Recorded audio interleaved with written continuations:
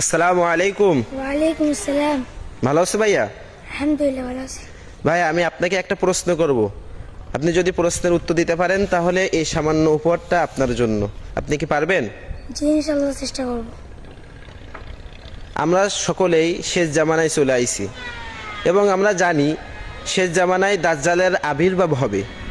কিন্তু কোরআনে কারিমে এমন একটা সূরা রয়েছে যে সূরার প্রথম 10টি আয়াত তিলাওয়াত করলে দাজ্জালের ফিতনা থেকে রক্ষা পাওয়া যাবে। তুমি কি বলতে পারবা সেই সূরাটির নাম কি? সূরা আল কাহফ। সূরা আল কাহফ। মাশাআল্লাহ। তুমি কার কাছ থেকে শুনছো? আমরা হুজুর কাছ থেকে শিখছি।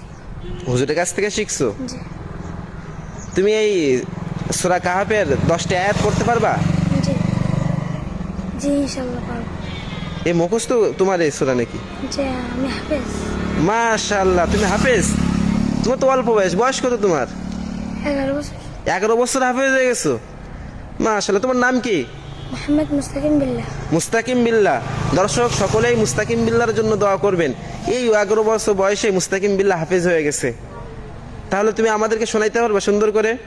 জি ইনশাআল্লাহ চেষ্টা করব। দর্শক অবশ্যই মুস্তাকিম বিল্লাহর জন্য একটি লাইক এবং একটি শেয়ার করে দিবেন। আউযু বিল্লাহি মিনাশ শাইতানির রাজীম। বিসমিল্লাহির রহমানির রহিম। আলহামদুলিল্লাহিল্লাযী আনজালা আলা আবদিহিল কিতাব ওয়া লাম ইয়াজআল লাহু ইওয়াজা قيما لينذر بأسا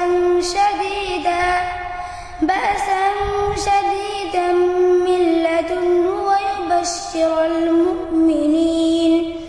ويبشر المؤمنين الذين يعملون الصالحات أن لهم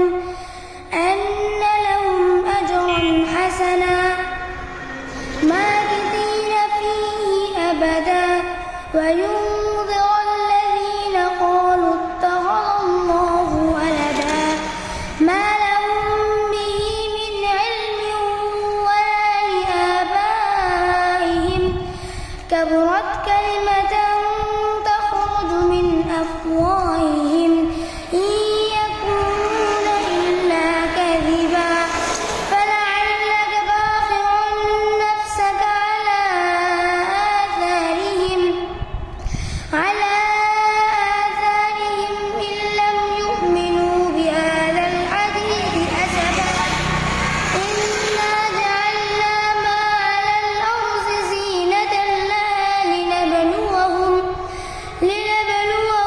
أيهم أحسن عملا وإنا لجاعلون ما عليها صعيدا جرزا أم حسبت أن أصحاب الكهف والرقيم كانوا من آياتنا عجبا إذ أوى الفتية إلى الكهف فقالوا ربنا آتنا من لدنك رحمة وهيئ لنا من أمرنا رشدا فضربنا على آذانهم في الكهف سنين عددا صدق الله العظيم। মাশাআল্লাহ। দর্শক কত সুন্দর হয়েছে। আর এতটুকু বাচ্চা না দেখলে বুঝতে পারবেন না, একেবারে ছোট বাচ্চা। তা তোমার এই যে টুপি, এই টুপি এটা পাল্টাইতে হবে, আরো সুন্দর একটা টুপি কিনতে হবে। আমি তোমাকে টাকা দিব, ঠিক আছে? সুন্দর একটা টুপি কিনবা তো? এটা আগে ধরো। এটা তো তুমি পারছো, এটা আগে ধরো। আর এই টুপি কেনার জন্য আমি তোমাকে কিছু টাকা দেবো, টুপি কিনে নিবা সুন্দর দেখে একটা, ঠিক আছে? আর দর্শক সকলেই দোয়া করবেন মুস্তাকিম বিল্লাহর জন্য, আল্লাহ তাআলার জন্য মুস্তাকিম বিল্লাহকে অনেক বড় আলেম হাফেজ বানিয়ে দেয়। আমিন।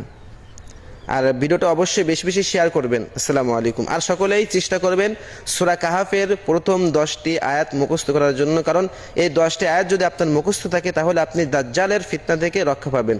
আসসালামু আলাইকুম।